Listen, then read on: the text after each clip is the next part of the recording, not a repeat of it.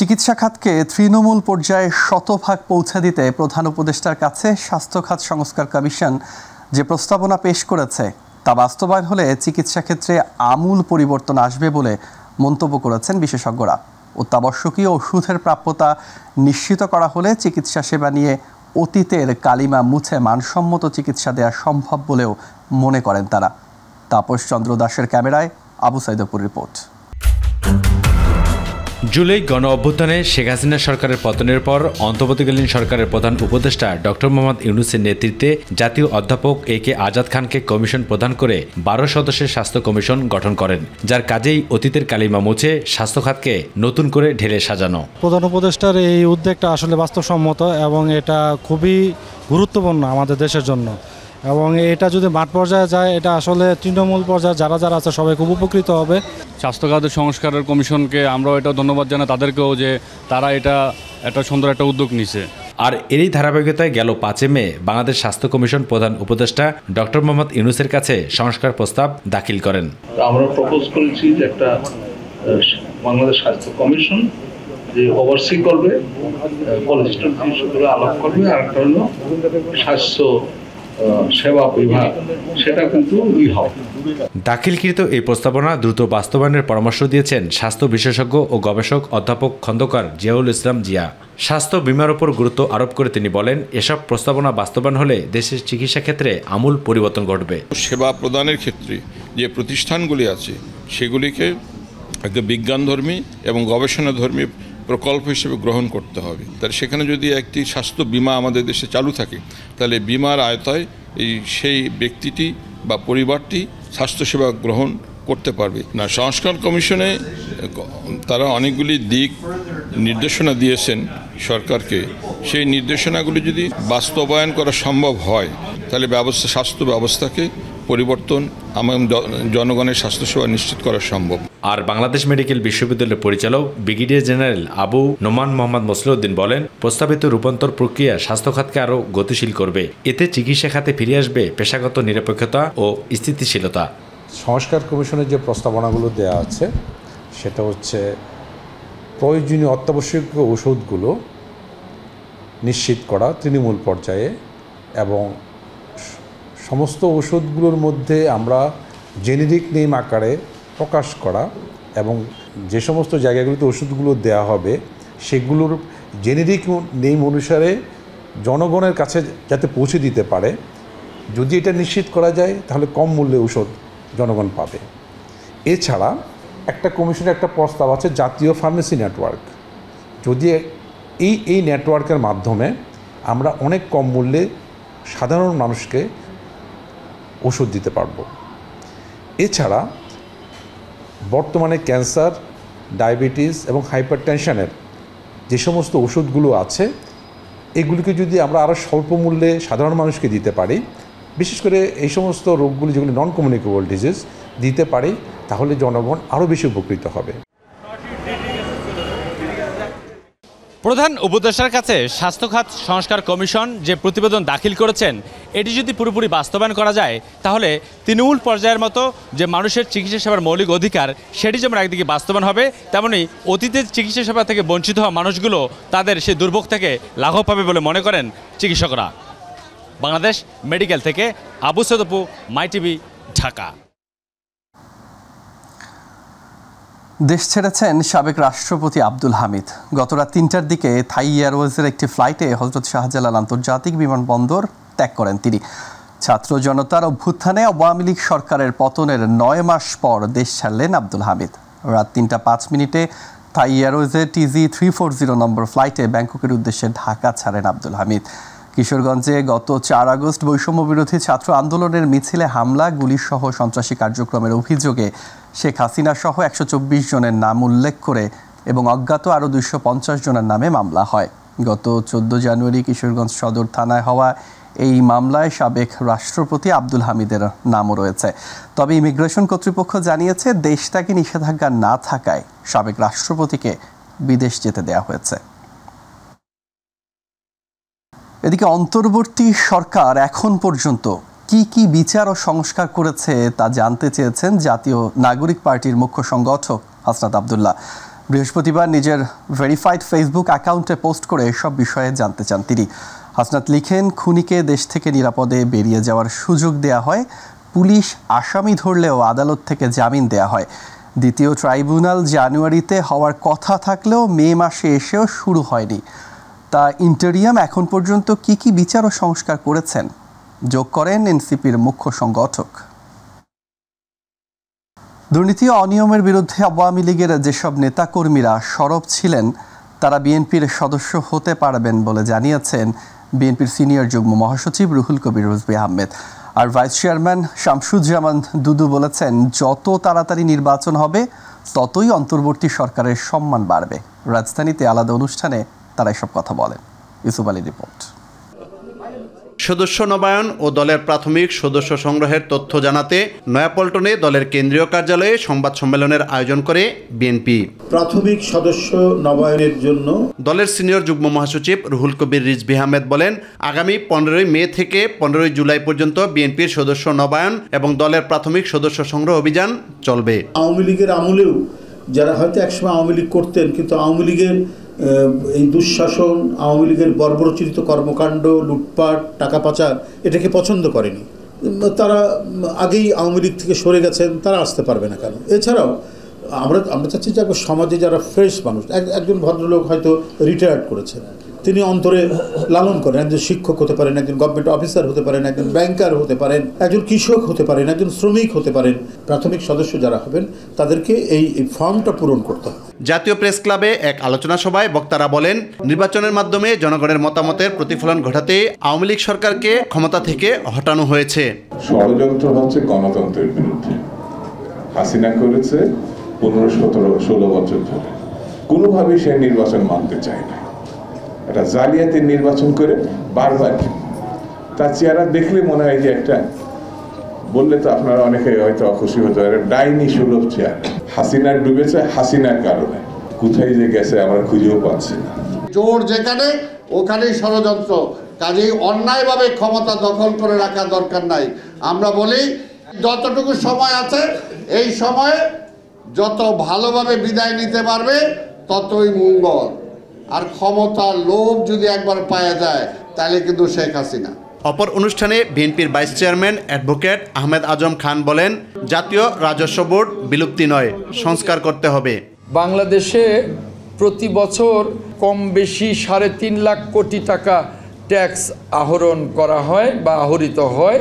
এটা যাতে 10 লাখ কোটি টাকায় উন্নীত হয় সেই পরিকল্পনা আমরা আইনজীবীরা করছি, বিশেষ করে কর আইনজীবীরা। ইউসুফ আলী, মাই টিভি, ঢাকা। মানবতাবিরোধী অপরাধের মামলায় জামায়াত নেতা এটিএম আজহারুল ইসলামের মৃত্যুদণ্ডের বিরুদ্ধে আপিলের শুনানি শেষ হয়েছে। এ বিষয়ে রায় ঘোষণার জন্য 27 মে দিন ধার্য করেছেন আপিল বিভাগ। প্রধান বিচারপতি ডক্টর সৈয়দ রেফাত আহমেদের নেতৃত্বে 7 বিচারপতির পূর্ণাঙ্গ আপিল বেঞ্চ এদিন ধার্য করেন। এস এম আরিফের রিপোর্টে দেখুন বিস্তারিত। ৭১-এর মুক্তিযুদ্ধে মানবতা বিরোধী অপরাধের অভিযোগে 2014 সালের 30 ডিসেম্বর জামায়াত নেতা এটিএম আজহারুল ইসলামকে মৃত্যুদণ্ড দেন আন্তর্জাতিক অপরাধ ট্রাইব্যুনাল। এই রায়ের বিরুদ্ধে করা আপিল শুনানির পর 2019 সালের 31 অক্টোবর রায় বহাল রাখেন সুপ্রিম কোর্টের আপিল বিভাগ। পরবর্তীতে আপিল বিভাগের রায় রিভিউ চেয়ে 2020 সালের 19 জুলাই আবেদন করেন এই জামায়াত নেতা। আবেদনের পরিপ্রেক্ষিতে 26 ফেব্রুয়ারি আজহারুল ইসলামের রিভিউ মঞ্জুর এবং 22 এপ্রিল শুনানির জন্য দিন ঠিক করে দেন আদালত। শুনানি শেষে 27 মে রায় ঘোষণার জন্য দিন ধার্য করেন প্রধান বিচারপতি সৈয়দ রেফাত আহমেদের নেতৃত্বে 7 বিচারপতির পূর্ণাঙ্গ আপিল বেঞ্চ। সাবমিশনে যেটা বলেছি যে জনাব এটিএম আজহারুল ইসলাম সহ সকলেই একটি সংঘবদ্ধ অন্যায় অবিচারের শিকার হয়েছেন। এই সিন্ডিকেট কারা ছিলেন, কিভাবে ছিলেন তা আমরা আদালতে আজকে উপস্থাপন করেছি এবং আমরা একজনের স্বীকারোক্তিমূলক জবানবন্দি যা তার বইয়ে তিনি উল্লেখ করেছেন সেটাও আদালতে উপস্থাপন করেছি। রায়ে ন্যায় বিচার প্রতিষ্ঠার মাধ্যমে নতুন ইতিহাস সৃষ্টি হবে বলে প্রত্যাশা করেন আসামি পক্ষের আইনজীবী। তারা যদি সুযোগ পেত, তারা যদি মনে করত এবং একটু খেয়াল করত, তারা চাইলে এটিএম আজহারুল ইসলাম সাহেবকেও ফাঁসি কাস্টে ঝুলাতে পারত, কিন্তু আল্লাহর পরিকল্পনার উপরে তারা হাত দিতে পারে নাই। এই কারণেই আজকে আদালতের সামনে আমরা আশা করি আগামী 27 তারিখ যে রায় হবে, বাংলাদেশের বিচার বিভাগের ইতিহাসে নতুন ইতিহাস রচিত হবে। আমরা এটাও আশা করি আগামী 27 তারিখে যা রায় হবে এর মধ্য দিয়ে বিচার বিভাগীয় কলঙ্ক কিছুটা হলেও দূর হবে। ট্রাইব্যুনালের উদ্দেশ্য সঠিক থাকলেও অসৎ উদ্দেশ্যে আইনের ব্যবহার হয়েছে বলে মনে করেন রাষ্ট্রপক্ষের আইনজীবী। এটিকে যারা ব্যবহার করেছেন আইন এবং ট্রাইব্যুনাল পক্ষ থেকে, ইভেন অ্যাপিলেট ডিভিশনের পক্ষ থেকে, সেই ব্যবহারটা সঠিক ছিল কিনা সেটি ট্রাইব্যুনাল বা এখনকার অ্যাপিলেট ডিভিশনের জাজেসরা নির্ধারণ করবেন। কিন্তু উদ্দেশ্যটা ছিল সৎ। এই ব্যাপারে আমরা এটিএম আজহার সাহেবের আর্গুমেন্টের বিপক্ষে অবস্থান নিয়েছি। SM আরিফ, মাই টিভি, ঢাকা। জুলাই আগস্টের গণহত্যার বিচার না হলে ভবিষ্যতে দেশে ফ্যাসিবাদ আরও ভয়ঙ্কর রূপে ফিরে আসবে বলে মন্তব্য করেছেন জামায়াত ইসলামীর আমির ডাক্তার শফিকুর রহমান। ভোরে আজিমপুর কবরস্থানে ব্যারিস্টার আব্দুর রাজ্জাকের কবর জিয়ারত শেষে একথা বলেন তিনি। জামায়াত আমির বলেন, দেশের মানুষ এখনও ন্যায় বিচার থেকে বঞ্চিত। ডাক্তার শফিকুর রহমান আরও বলেন, জামায়াত নেতা এটিএম আজহারুল ইসলাম ন্যায় বিচার পাবেন। এছাড়া জামায়াতে ইসলামীর নিবন্ধন ও প্রতীক দ্রুত সময়ের মধ্যে ফিরে পাওয়ার আশাবাদও ব্যক্ত করেন জামায়াত আমির। আল্লাহর কিছু নেক বান্দাদের বিরুদ্ধে বিগত ফ্যাসিবাদী সরকার গভীর ষড়যন্ত্রে লিপ্ত হয়। সংগঠন হিসাবে জামাতকে টার্গেট করে আর ব্যক্তি হিসাবে নেতৃবৃন্দকে টার্গেট করে। তারা মিথ্যা মামলা দিয়ে আমাদের সম্মানিত নেতৃবৃন্দকে জেলে পুরে, কাউকে ফাঁসি দেয়, আর কেউ কেউ জেলের ভিতরেই দুনিয়া থেকে বিদায় নেন। তাদের বিরুদ্ধে মিথ্যা মামলা যেটা হয়েছিল, আদালতে আইনি লড়াইয়ে নেতৃত্ব দিয়েছিলেন ব্যারিস্টার আব্দুর রাজ্জাক। এই অপরাধে তার চেম্বারে দুইবার ডিবি এবং বিভিন্ন এজেন্সি গিয়ে তাকে বিরক্ত করে, অপমান করে। শেষ পর্যন্ত তার জীবনের উপরে হুমকি প্রদান করা হয়। সেটাও উপেক্ষা করে তিনি এই লড়াই চালিয়ে যাচ্ছিলেন। চট্টগ্রামের কর্ণফুলী নদীর তীরের লালদিয়ায় গ্রিন পোর্ট নির্মাণ প্রকল্প হাতে নিয়েছে সরকার। এ লক্ষ্যে নেদারল্যান্ড ভিত্তিক একটি প্রতিষ্ঠানের সাথে আলোচনা চলছে বলে জানিয়েছেন বিডা চেয়ারম্যান চৌধুরী আশিক মাহমুদ বিন হারুন। সকালে চট্টগ্রাম বন্দর এলাকা পরিদর্শন করেছেন বাংলাদেশ বিনিয়োগ উন্নয়ন কর্তৃপক্ষ বিডার নির্বাহী চেয়ারম্যান। এ সময় তার সাথে ছিলেন প্রধান উপদেষ্টার প্রেস সচিব শফিকুল আলম। আতিকুর রহমান তিতাসের রিপোর্ট। চট্টগ্রাম বন্দর এলাকা পরিদর্শন করেছেন বাংলাদেশ বিনিয়োগ উন্নয়ন কর্তৃপক্ষ বিডার নির্বাহী চেয়ারম্যান চৌধুরী আশিক মাহমুদ বিন হারুন। ঘুরে দেখেন প্রস্তাবিত লালদিয়া পোর্ট ও বে টার্মিনাল এলাকা। প্রধান উপদেষ্টার প্রেস সচিব শফিকুল আলমকে সঙ্গে নিয়ে তিনি চট্টগ্রামের বিভিন্ন স্থাপনা পরিদর্শন করেন। পরে বিডা চেয়ারম্যান সাংবাদিকদের জানান, চট্টগ্রামের কর্ণফুলী নদীর তীরে লালদিয়া গ্রিন পোর্ট নির্মাণ প্রকল্প হাতে নিয়েছে সরকার। এ লক্ষ্যে নেদারল্যান্ড ভিত্তিক একটি প্রতিষ্ঠানের সঙ্গে আলোচনা চলছে।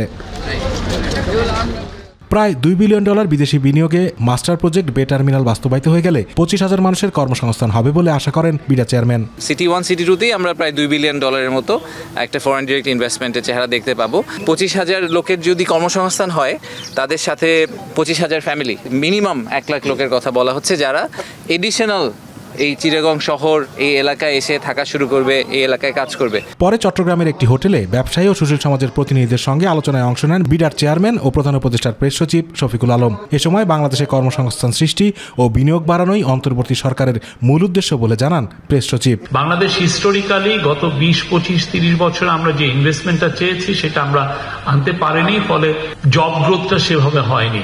ফলে আপনারা দেখেন, আপনার পুরো চিটাগাং রিজিয়ন জুড়ে সবাই চলে যাচ্ছে মিডল ইস্টে, যারা এখানে বিশাল একটা প্রোডাক্টিভ ফোর্স হতে পারত। আর বিডা চেয়ারম্যান বলেন, কর্মসংস্থানকে মূল উদ্দেশ্য করে পোর্টগুলোর আধুনিকায়নে সিদ্ধান্ত নিতে হবে।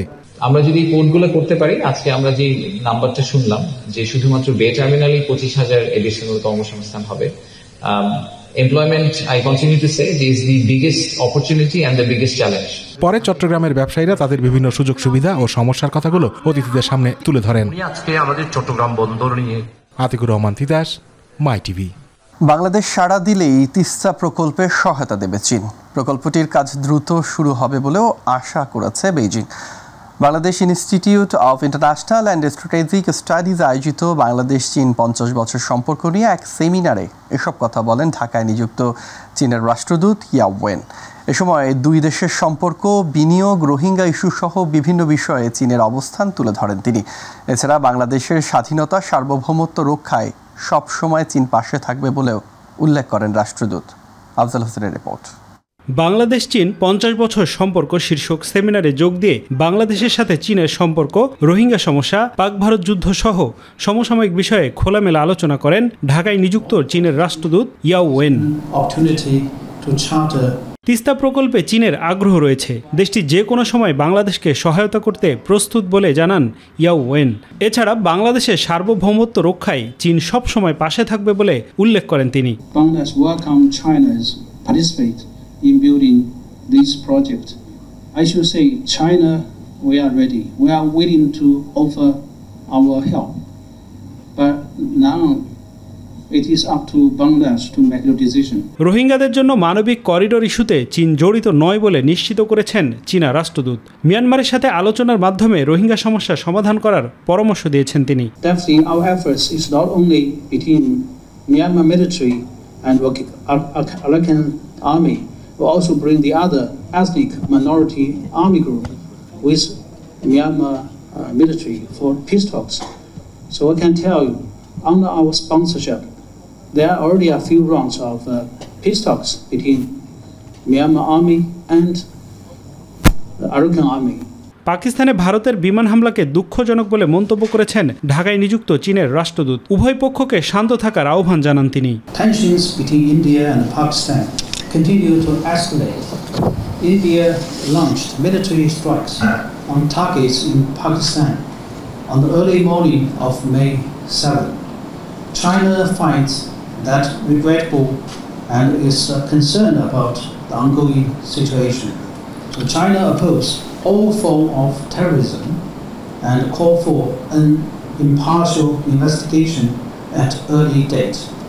We urge both sides to act in the interest of peace and stability, stay calm, exercise restraint, and refrain from taking actions that may further complicate the situation.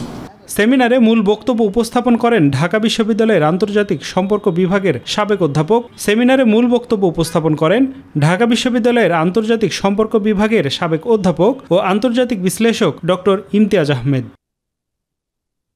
Afzal Hossain, my TV, Dhaka. সংস্কার করতে যদি 10 বছর লাগে তাহলে কি এই 10 বছর নির্বাচন হবে না? এমন প্রশ্ন তুলে বিএনপি মহাসচিব মির্জা ফখরুল ইসলাম আলমগীর বলেছেন, ফ্যাসিবাদী আমলারা এখন দেশ চালাচ্ছে, বাংলাদেশ এখন সবচেয়ে অনিশ্চিত সময় পার করছে মন্তব্য করে তিনি বলেন, অনির্দিষ্ট অনিশ্চিত অন্তর্বর্তী সরকার দেশের কল্যাণে কোনো কাজে আসবে না। সুপ্রিম কোর্ট মিলনায়তনে এক আলোচনা সভায় সব কথা বলেন তিনি। অনুষ্ঠানে বিএনপির স্থায়ী কমিটির সদস্য সালাউদ্দিন আহমেদ বলেন, বিচার বিভাগের স্বাধীনতা নিশ্চিত করার আগেই ফ্যাসিবাদের দোসর বিচারপতিদের অপসারণ করতে হবে। আমরা বোধহয় সংস্কারের বিরোধী বা সংস্কারের বাইরে, অথচ সংস্কারটা শুরুই করেছি আমরা। দুর্ভাগ্য আমাদের যে আজকে সরকারের কিছু মানুষ এবং কিছু কিছু আপনার ব্যক্তি যারা এটাকে ভিন্নভাবে দেখানোর চেষ্টা করছেন।